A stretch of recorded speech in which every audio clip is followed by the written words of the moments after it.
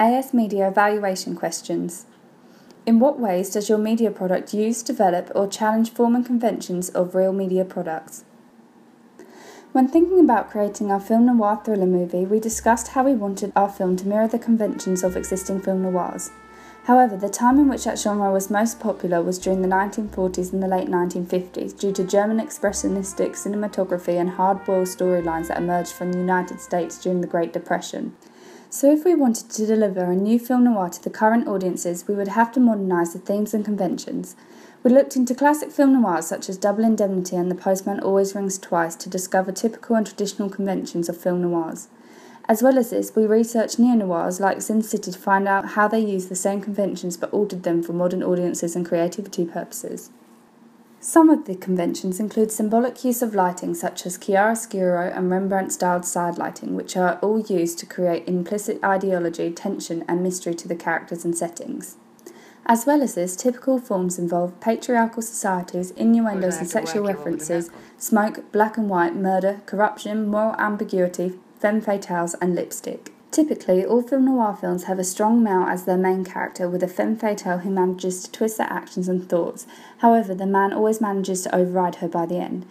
We used The Black Swan as an inspiration to use the femme fatale as the main character, as a way of modernising form and conventions of film noir. Despite of this, we still kept the movie following a patriarchal society, as the detectives are both intelligent males, and her husband John Jacobs is haunting her in her mind. We made sure Summer always had Rembrandt-style side lighting to portray the lighter dark in her personality, whereas the other characters have simple lighting used on them. For editing, we made her lips red while the rest of the movie remained black and white, which we learnt from Sin City. In Sin City, this helped the audience to identify the importance of characters and give a creative and effective edge to their film. In our film, we used red to convey the same ideas: importance of character, danger, death and blood. Red is the only colour shown in our film. The only other time the colour is shown is in the blood on John Jacobs' shirt and during the dream sequence. How does your media product depict certain social groups? Our film depicts the difference between women and men, but mostly in a way in which women are represented in a film. Within the interrogation scene, the roles seem pretty stereotypical, where the males appear to be more powerful than Summer.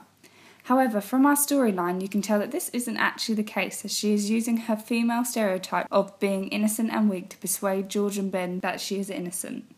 This portrays her as a negative, evil character, as she appears unshaken about what she has done.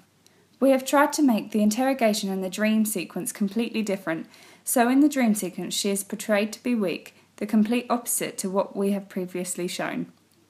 The audience begin to believe that they have misunderstood her, as they can see in this scene that the guilt is taking over her mind. What kind of media institution might distribute your media product and why? For our film, we wanted to consider ourselves as being an independent company, but wanted it to remain a British company that produced creative and popular movies. We would have liked to be compared to Working Title, who are renowned for creating effective and engaging films which are widely appreciated by large audiences. This is partly due to Universal, which Working Title have a distribution relationship with.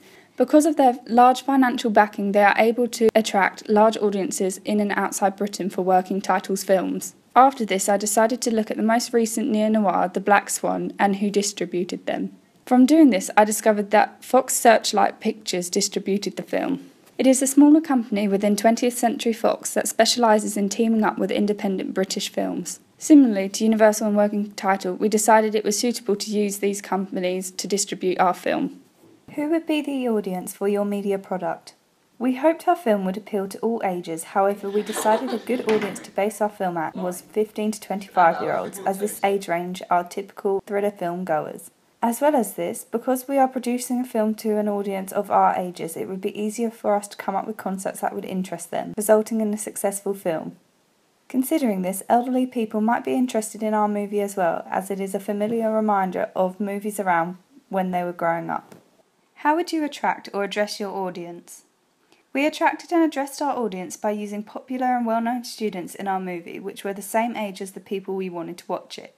Even though we were shooting a serious film, this created a bit of humour for our viewers that knew the characters, as it was a familiar face opposed to famous ones. We attracted our audience also by including a thriller genre into our neo-noir film. Researchers have found that some older teenagers and young adults like to be scared in a controlled setting for entertainment and hilarity, so by adding this would hopefully make our film more popular with viewers.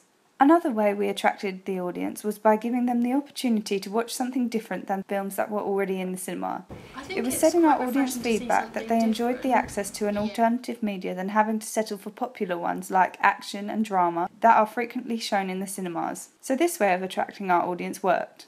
What have you learnt about technologies from the process of creating this product? As I started media at AS level without continuing it from GCSE, I came into the course knowing absolutely nothing about Apple Macs and technology used for films.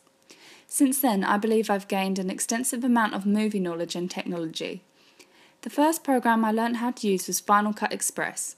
I found this particularly difficult at first as it was so professional, however I quickly found out the basics which I then developed to progress my skills further. This led on to effects such as tinting the colour to black and white, colour corrector and most importantly chroma key, which helped me to create the red lips and blood effect.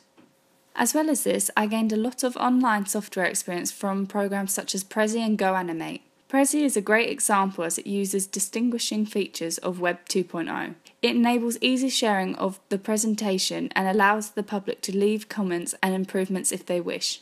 GoAnimate was the same as it allowed me to publish my 30-second movie online, which I could then use or share with other people. I also used existing downloaded softwares on the Mac such as LiveType and GarageBand. LiveType enabled me to create professional-looking titles which I could then transfer onto Final Cut to use on our film. I did this with the beginning title, Carmarthen Productions. We used GarageBand to edit our existing music and play around with other ideas. I found this simple to use, however I am not as experienced with it as Kira Molly. Finally, the last technology I can think of that I used was WordPress, which was the website I used to publish my work on as a blog. It allowed me to upload text, photo, video, quote or link onto my blog easily. I found all of these technologies challenging at first, however I am pleased to say I am very comfortable and confident using all these programs now. Looking back at your preliminary task, what do you feel you have learnt in the progression from it to the full product? Looking back to our preliminary task, I feel our group has developed our skills immensely. However, we have to give credit to our first few short films we did as a group, as they taught us the 3 basic conventions of film. The first convention we learnt was the 180-degree rule. This is the idea that the camera should remain on the same side of an imaginary line. We imagine this line has been drawn perpendicular to the subject of the scene. An example of this is when our characters in our preliminary task are talking to one another. This makes the poor quality acting from me and Molly seem acceptable. The second is match on action. This is an editing technique where the first shot is edited to show only the beginning of an action, then cuts to another delivering the end of the movement. This helps to create a sense of continuousness as it gives the impression of a completed movement. An example of this is when Molly slams her hands on the table in our first film. It is then demonstrated again in the second where I push the door open. Finally, the last rule was the shot reaction shot. This technique is frequently used during characters' conversations. This is a technique that shows the character's reaction. For example, when someone is talking, we're looking at the character being talked to see how they react to the news. All 3 rules taught us the importance of continuity in a film and enabled us to do so for our final film. So finally, I'd like to say thank you for watching my movie and I hope you enjoyed it.